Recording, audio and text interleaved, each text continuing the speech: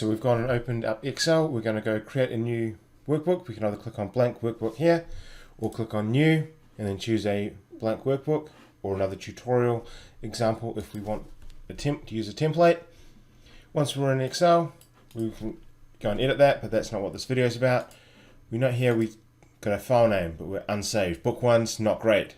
Autosave's turned off, so we're going to go to File, do a Save As. We can choose a location, so you can choose from your Teams or OneDrive. If you want to find somewhere on the computer, click Browse. Then you can choose your location.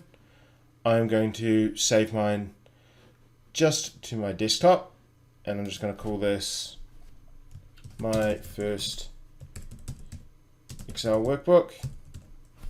And I could add some other details there if I want.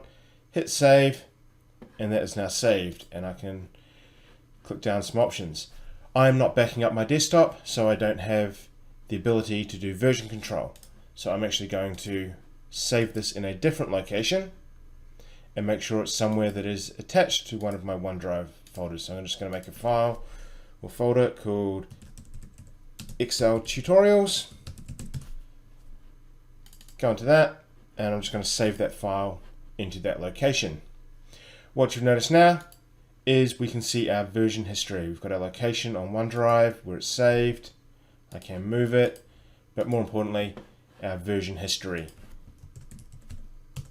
So as I go and make changes, our version history will update. And so we can see we've got our different versions which we can revert back to if we need to.